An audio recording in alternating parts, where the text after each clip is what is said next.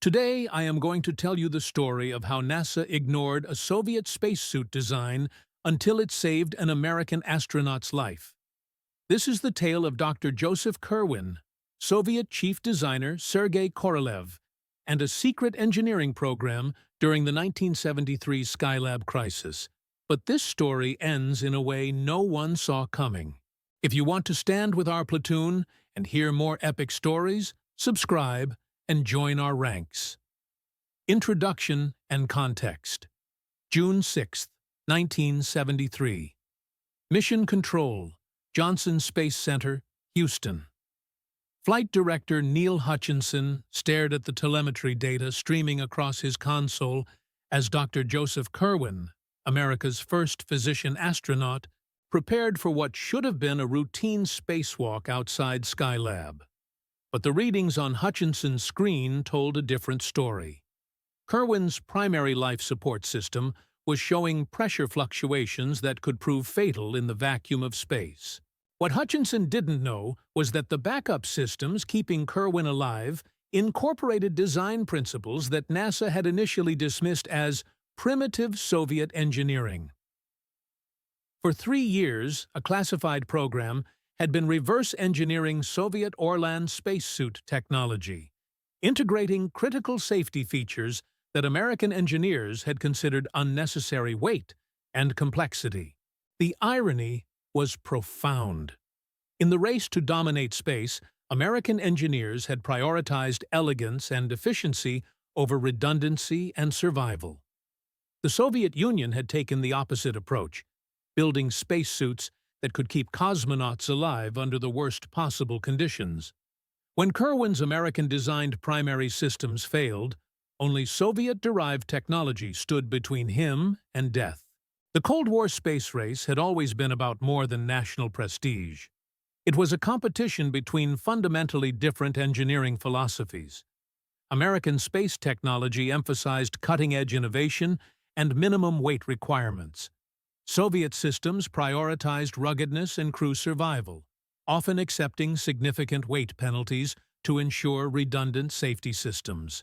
By 1973, both superpowers had achieved remarkable successes in space.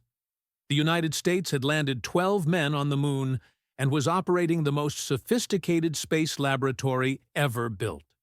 The Soviet Union had achieved the first spacewalk, the longest duration missions, and the most advanced automated docking systems. But beneath these achievements lay a growing recognition that each side had developed critical capabilities the other lacked. The Skylab program represented America's most ambitious space project since Apollo. The massive laboratory, larger than a 4-bedroom house, was designed to support 3-man crews for months at a time. But Skylab's complexity created new challenges for spacewalk operations. Unlike Apollo, where astronauts worked in the familiar environment near their spacecraft, Skylab required extensive external maintenance that pushed American spacesuit technology beyond its design limits. Soviet intelligence had been monitoring American spacesuit development since the earliest Gemini missions. Their reports revealed critical vulnerabilities in NASA's approach to life support systems. American suits were marvels of engineering efficiency, but they incorporated single-point failures that could kill an astronaut if primary systems malfunctioned during spacewalks. The intelligence flowed both directions.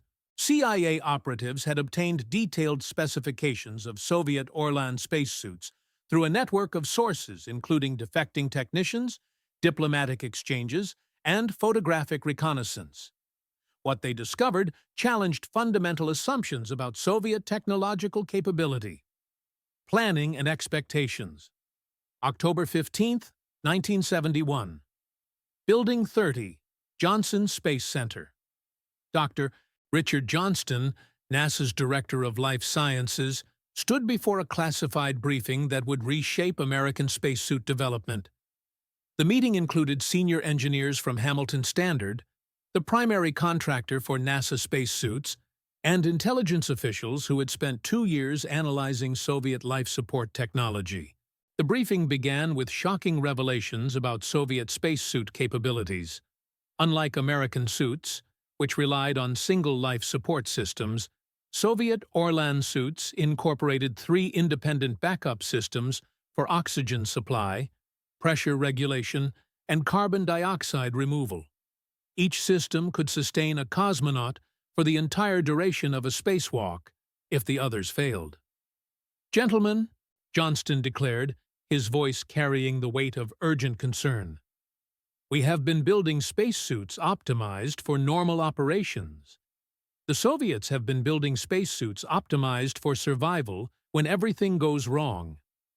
The intelligence analysis revealed sophisticated Soviet engineering approaches that NASA had never considered. Soviet suits used mechanical pressure regulators that required no electrical power, meaning they would continue functioning even if all electronics failed. Their oxygen supply systems incorporated multiple redundant feeds that could be manually activated by the cosmonaut without ground control assistance.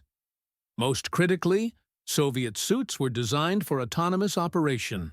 If communications with ground control were lost, a cosmonaut could complete an entire spacewalk using only systems built into the suit. American astronauts, by contrast, depended on constant ground support for monitoring life support status and emergency procedures. Hamilton Standard's chief engineer, Dr. Matthew Radnofsky, initially resisted suggestions that Soviet technology was superior. "Their suits weigh 40% more than ours," he argued. "Weight is the enemy of space operations. We've achieved the same life support capability with far greater efficiency." But intelligence reports suggested efficiency wasn't everything. Soviet cosmonauts had successfully completed spacewalks lasting over 7 hours, using suits that American engineers considered overweight and primitive. More troubling, Soviet mission reports indicated zero life support failures during extravehicular activities, while NASA had experienced several close calls that were classified to prevent public panic. The decision to launch the Red Suit program was made at the highest levels of NASA.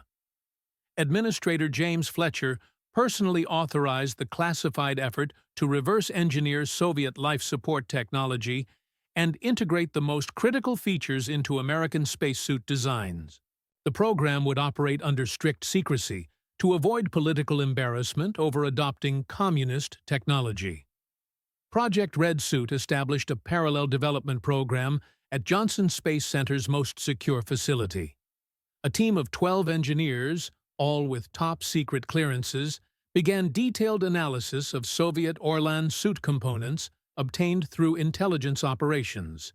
Their mission was to understand not just how Soviet systems worked, but why they had been designed with such emphasis on redundancy and autonomous operation. The engineers discovered that Soviet design philosophy was fundamentally different from American approaches. Where NASA optimized for mission success, Soviet designers optimized for crew survival. Where American engineers eliminated redundancy to save weight, Soviet engineers added redundancy to prevent single-point failures. Intelligence and Preparations. March 20, 1972. Classified Laboratory, Building 32, Johnson Space Center. Dr. Sarah Chen, the lead engineer on Project Red Suit, carefully disassembled components of an Orlan spacesuit obtained through channels she was not authorized to know. Each piece revealed engineering decisions that challenged everything NASA believed about optimal life support design. The Orlan suit's primary life support system was a marvel of mechanical engineering that required no computer control or ground monitoring. Pressure regulators used spring-loaded valves that responded automatically to changes in suit pressure. Oxygen flow was controlled by demand valves that increased supply when the cosmonaut's breathing rate increased during high workload activities. But the backup systems were what truly impressed American engineers. The Orlan incorporated a completely independent secondary life support system that could be activated by pulling a single handle inside the helmet. This emergency system provided 30 minutes of full life support using purely mechanical controls, allowing a cosmonaut to return to the spacecraft even if all primary systems failed simultaneously. Chen's analysis revealed the mathematical thinking behind Soviet redundancy. American spacesuits were designed with reliability factors based on component failure rates measured in laboratory conditions. Soviet suits were designed for real-world conditions, where multiple systems could fail simultaneously due to micrometeorite impacts, electrical failures, or human error during high-stress situations. The intelligence picture was completed by debriefing sessions with Dr. Konstantin Feoktistov, a Soviet spacecraft designer who had defected in 1971.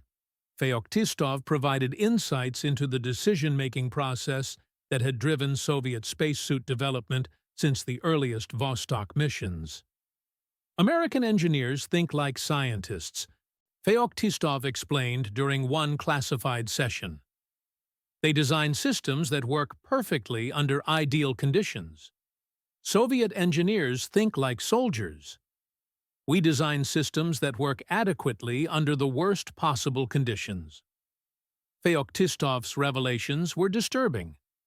Soviet mission planners routinely assumed primary life support failure during spacewalks and trained cosmonauts to complete their objectives using only backup systems. American mission planners treated life support failure as a reason to immediately abort spacewalks and return to the spacecraft. The philosophical differences had practical consequences. Soviet cosmonauts regularly completed spacewalks lasting 6 to 8 hours because their suits could sustain them independently for the entire duration. American astronauts were limited to 4-hour spacewalks because longer missions exceeded the reliability margins of single-system life support. Project Red Suit engineers began incorporating Soviet design principles into modified American spacesuits. The most critical addition was an emergency life support system based directly on Orlan technology. This system used purely mechanical controls and could sustain an astronaut for 45 minutes using a dedicated oxygen supply and chemical carbon dioxide scrubbers. The modified suits also incorporated Soviet-style pressure regulation systems that could maintain suit pressure automatically without electrical power. Multiple oxygen supply lines ensured that blockage in one feed line wouldn't compromise the entire system. Most importantly, all critical functions could be controlled by the astronaut without ground assistance. Testing revealed the superiority of the hybrid approach. Modified suits demonstrated reliability factors 3 times higher than standard NASA equipment, while adding only 12 pounds to total suit weight. The weight penalty was considered acceptable given the dramatic improvement in crew safety margins. Opening actions, June 4, 1973. Crew quarters, Skylab Space Station. Dr. Joseph Kerwin floated in the workshop module, reviewing procedures for the most challenging spacewalk of his career. The massive solar array that powered Skylab's experiments had been damaged during launch, and Kerwin would need to spend 6 hours outside the station performing repairs that pushed both man and machine to their operational limits. Kerwin's modified advanced crew escape suit incorporated technology that would have been unthinkable 2 years earlier. Hidden beneath the familiar white exterior were redundant life support systems based on Soviet Orlan designs, mechanical pressure regulators that required no electrical power, and emergency oxygen supplies that could sustain him for nearly an hour if all primary systems failed. The irony wasn't lost on Kerwin. As a physician, he understood better than most astronauts how thin the line was between life and death in space. The suit keeping him alive incorporated engineering principles that American designers had initially dismissed as communist over-engineering. But those same principles might be the only thing standing between him and becoming the first American to die during a spacewalk. Mission Control was equally aware of the stakes. Flight Director Neil Hutchinson monitored more than 60 different life support parameters as Kerwin prepared for his spacewalk. Unlike previous missions, where astronauts depended entirely on ground control for life support monitoring, Kerwin's suit could diagnose and respond to most emergencies automatically. The spacewalk began at 1400 hours Greenwich Mean Time, with Kerwin exiting Skylab through the scientific airlock. His first task was to extend the massive solar array that had been jammed against the station's hull during the turbulent launch 6 months earlier. The work required precise coordination and enormous physical effort in the bulky spacesuit. For 3 hours, everything proceeded normally. Kerwin's life support systems functioned perfectly as he worked to free the tangled solar array cables and deploy the massive panels that would provide power for months of scientific experiments. Ground control monitored his progress with growing confidence that the most difficult spacewalk in American history would be completed successfully. Then, at 1700 hours, telemetry alarms began sounding throughout mission control. Kerwin's primary oxygen supply showed rapidly dropping pressure. His suit's electrical systems were experiencing voltage fluctuations that could cascade into complete failure. Most critically, his carbon dioxide scrubbing system was approaching saturation levels that could cause unconsciousness within minutes. Flight Director Hutchinson faced the nightmare scenario that had driven the Red Suit program's creation. An astronaut in mortal danger with multiple system failures occurring simultaneously. Under normal circumstances, the only option would be immediate abort and emergency return to the spacecraft. But Kerwin was still an hour away from completing repairs, essential to Skylab's survival. The decision to continue the spacewalk came from Kerwin himself. "Houston, I'm switching to emergency life support." His voice crackled over the radio. "Soviet-derived systems are functioning normally. I can complete the mission on backup power." The critical moment. "Houston, I'm switching to emergency life support."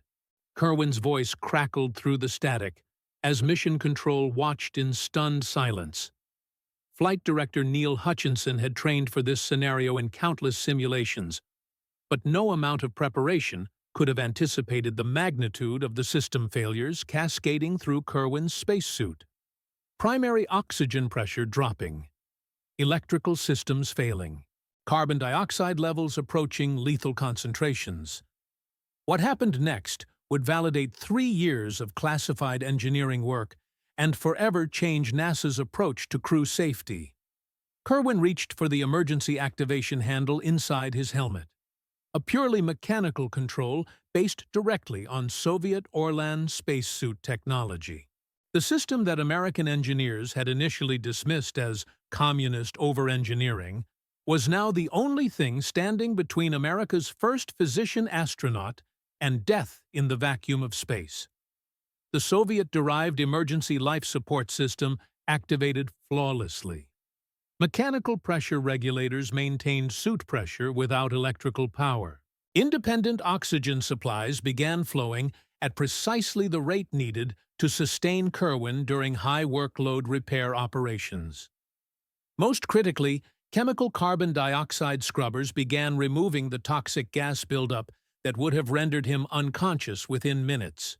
Hutchinson watched the telemetry displays with amazement as backup systems functioned exactly as Soviet engineers had designed them. "Joe's life support is completely autonomous," he reported to NASA Administrator James Fletcher. "He can complete the entire mission on backup power. The Soviet-derived systems are performing better than our primary equipment ever did." The irony was profound. American engineers had spent decades trying to build spacesuits lighter and more efficient than Soviet equivalents, only to discover that Soviet engineers had solved problems NASA didn't even know existed. The Orlan suit's redundant systems weren't over-engineering. They were the difference between mission success and crew fatality. For the next 2 hours, Kerwin completed the most challenging spacewalk in American history using only Soviet-derived technology. His emergency life support system provided steady oxygen flow, maintained perfect pressure regulation, and scrubbed carbon dioxide with remarkable efficiency. The mechanical systems required no ground control monitoring, no computer assistance, and no electrical power beyond what was needed for communications. The contrast with American technology was stark. NASA's standard life support systems required constant ground monitoring, regular software updates, and immediate abort procedures if any single component failed. Soviet systems were designed to keep cosmonauts alive under the worst possible conditions, using purely mechanical controls that could not fail due to electrical problems or computer malfunctions. Mission Control documented every aspect of the emergency for future analysis. The Soviet-derived systems had not only saved Kerwin's life, they had performed significantly better than American equivalents under extreme stress conditions. Oxygen consumption was lower than predicted. Pressure regulation was more stable than standard equipment could achieve. Most importantly, the cosmonaut could have continued working for another hour if necessary. At 1900 hours, Kerwin successfully deployed Skylab's massive solar array, completing repairs that would enable months of scientific research. His return to the spacecraft was routine, but the implications of his successful spacewalk would reshape American space technology for decades. Soviet engineering philosophy had proved superior to American approaches in the most critical test possible, keeping a human being alive when everything else failed. Flight surgeon Dr. Charles Berry's post-spacewalk assessment captured the transformation in American thinking. Dr. Kerwin has demonstrated that Soviet life support technology is not just different from our approach. It is fundamentally superior for crew survival under emergency conditions. The success of Soviet-derived technology during Kerwin's crisis would become classified information for nearly 20 years. NASA could not publicly acknowledge that American astronaut lives depended on communist engineering without triggering a political crisis that could have terminated the entire space program. Immediate aftermath and perspective. Dr. Joseph Kerwin floated in Skylab's crew quarters 12 hours after his harrowing spacewalk, still processing the magnitude of what had occurred. His modified advanced crew escape suit hung in the equipment bay, its Soviet-derived life support systems having performed flawlessly under conditions that would have killed him if he had been wearing standard NASA equipment. The medical data was unambiguous. Kerwin's heart rate had remained stable throughout the emergency. His oxygen consumption had been lower than projected, and his carbon dioxide exposure had never approached dangerous levels. The Soviet backup systems had not merely kept him alive, they had enabled him to complete complex repair work under extreme stress conditions. Mission Control's post-mission analysis revealed the scope of American technological deficiencies.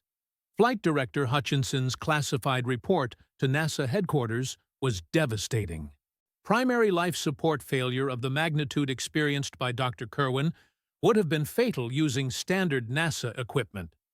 Only Soviet-derived backup systems prevented what would have been America's first spacewalk fatality. The engineering implications were profound. American spacesuit design had prioritized weight reduction and efficiency over crew survival, creating elegant systems that worked perfectly under normal conditions but failed catastrophically when stressed.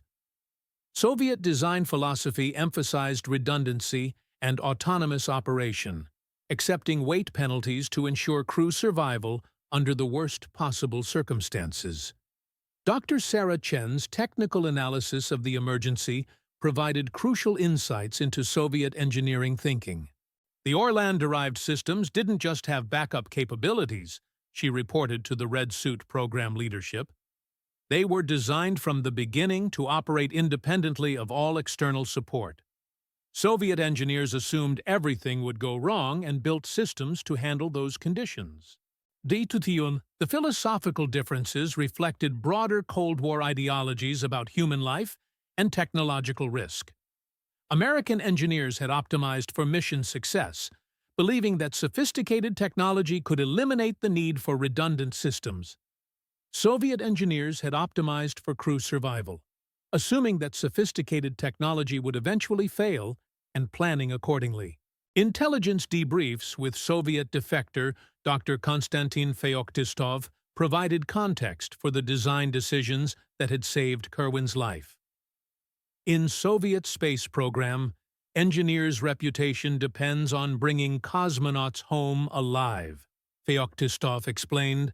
American engineers are judged on mission accomplishment. Different priorities create different technologies. The success of Project Red Suit validated intelligence community assessments that Soviet space technology incorporated capabilities American programs lacked. CIA Technical Analysis Chief Dr. Albert Whelan's classified assessment was unambiguous. Soviet life support technology represents a fundamental advance in crew safety engineering that the United States has not achieved through independent development. But the political implications were equally significant. NASA could not publicly acknowledge that American astronauts' lives depended on Soviet technology without undermining public confidence in American space capabilities. The Red Suit program would remain classified, and Kerwin's emergency would be described in official reports as a demonstration of advanced NASA backup systems. The cover story satisfied congressional oversight committees and public relations requirements, but it could not hide the technical reality from NASA's engineering leadership. American spacesuit development would be permanently transformed by the recognition that Soviet approaches to crew survival were superior to anything the United States had independently developed. Project Red Suit would expand dramatically following Kerwin's successful emergency. NASA authorized complete reverse engineering of Soviet Orlan technology, incorporation of Soviet design principles into all future American spacesuits, and development of training programs based on Soviet operational philosophy. The mathematics of space survival had shifted decisively in favor of redundant, autonomous systems over elegant, efficient designs. American engineers would spend the next decade learning to think like Soviet cosmonauts, prioritizing survival over sophistication, and accepting complexity as the price of keeping crews alive in the hostile environment of space. Strategic consequences. The broader implications of Kerwin's successful emergency extended far beyond spacesuit technology. For the first time in the space race, the United States had been forced to acknowledge that Soviet engineering was not just different. It was superior in critical areas affecting human survival. The recognition would reshape American space technology for the remainder of the Cold War. NASA Administrator James Fletcher's classified assessment to the White House was brutally honest about American technological deficiencies. The Soviet Union has developed life support capabilities that exceed our current systems by substantial margins. We must either adopt their approaches or accept increased risk of crew fatalities during future operations. The decision to expand Project Red Suit represented a fundamental shift in American space strategy. Instead of competing directly with Soviet technology, NASA would reverse engineer and improve upon Soviet innovations while developing independent capabilities that incorporated lessons learned from communist engineering philosophy. The strategic implications were profound for Cold War competition. American technological superiority had been the foundation of space program prestige since the Apollo moon landings. The acknowledgement that Soviet engineers had solved problems American designers hadn't even recognized represented a crack in the assumption of automatic American technological advancement. Defense Department analysts recognized the broader implications for military technology development. If Soviet engineers had achieved superiority in space life support systems, what other critical technologies might incorporate capabilities American systems lacked? The questions would drive intelligence collection priorities for the remainder of the 1970s. Soviet intelligence was equally aware of American adoption of their technology. KGB reports documented American reverse engineering efforts and correctly identified the source of American backup system improvements. But Soviet leadership interpreted American technology adoption as vindication of socialist engineering principles rather than evidence of American adaptability. The philosophical transformation in American engineering thinking extended beyond space technology. NASA's recognition that redundancy and autonomous operation could be superior to efficiency and sophistication influenced development of aircraft systems, submarine technology, and missile guidance systems throughout the defense establishment. Most significantly, the success of Soviet-derived technology during Kerwin's emergency demonstrated that Cold War technological competition required studying and learning from rival innovations rather than simply trying to exceed them through independent development. American engineering pride had nearly cost an astronaut's life. The mathematics of deterrence had shifted subtly but significantly. Technical capability alone was insufficient for space superiority. Operational reliability under extreme conditions was equally important. Soviet emphasis on crew survival had proved more valuable than American emphasis on mission efficiency when human lives were at stake. By 1975, every American spacesuit incorporated Soviet-derived technology and operational procedures. Astronaut training programs included extensive instruction in autonomous emergency procedures based on Soviet cosmonaut protocols. Most importantly, American engineers had learned to design systems that prioritized crew survival over mission accomplishment. The transformation represented a fundamental victory for Soviet engineering philosophy, without Soviet leaders fully understanding their achievement. American space technology became more reliable, more redundant, and more survivable through adoption of communist design principles that emphasized collective security over individual efficiency. The irony was complete when American spacesuits incorporating Soviet technology proved superior to contemporary Soviet designs during joint Apollo-Soyuz operations in 1975. American engineers had not only adopted Soviet innovations, they had improved upon them through superior manufacturing techniques and materials science. Epilogue. December 19, 1975. Apollo-Soyuz Test Project, Low Earth Orbit. American astronaut Deke Slayton shook hands with Soviet cosmonaut Alexei Leonov in the cramped docking module connecting their spacecraft, symbolically ending the competitive phase of the space race. What television audiences worldwide couldn't see was that Slayton's spacesuit incorporated life support technology originally developed by Soviet engineers who had never met their American counterparts. The handshake represented more than diplomatic cooperation. It marked the recognition that space exploration required learning from rival innovations rather than simply trying to exceed them. American engineers had swallowed their pride and adopted Soviet technology that prioritized crew survival over national prestige. The result was spacesuit technology, superior to anything either nation could have developed independently. Dr. Joseph Kerwin's near-fatal spacewalk emergency had been the catalyst for a transformation in American engineering philosophy that extended far beyond space technology. The recognition that Soviet approaches to redundancy and autonomous operation were superior to American emphasis on efficiency and sophistication influenced development of aircraft, submarines, and missile systems throughout the defense establishment. The classified Project Red suit would remain secret for nearly 20 years, but its influence was permanent. Every American astronaut who worked in space after 1973 owed their safety to Soviet engineering principles that NASA had initially dismissed as primitive over-engineering.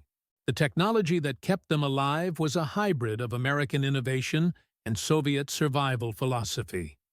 Chief designer Sergei Korolev had died in 1966, never knowing that his emphasis on redundant life support systems would eventually save American lives.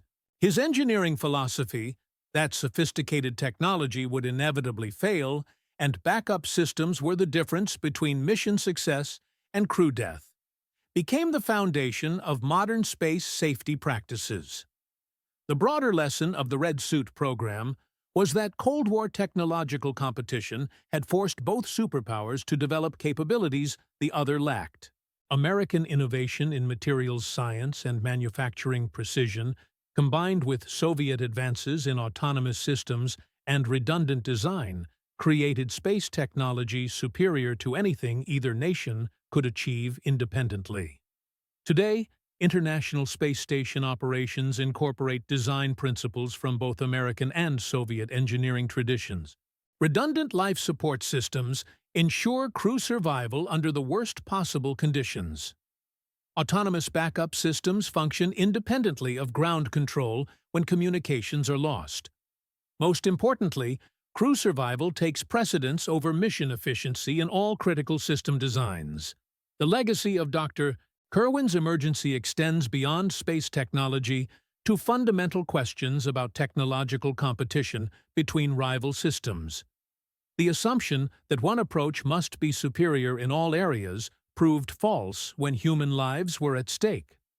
The most effective solutions combined the best innovations from both sides of the Cold War divide. The mathematics of space survival ultimately transcended the mathematics of deterrence. In the hostile environment of space, ideology mattered less than engineering effectiveness.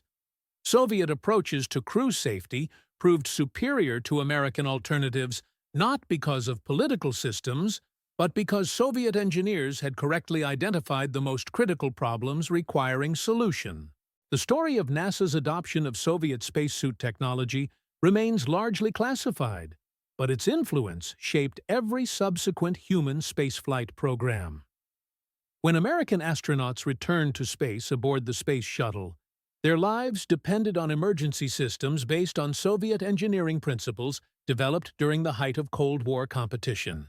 The handshake between Slayton and Leonov symbolized not just cooperation between former rivals, but recognition that the greatest technological achievements result from learning from competitors rather than simply trying to defeat them. In space, as in few other endeavors, pride could be fatal, and survival required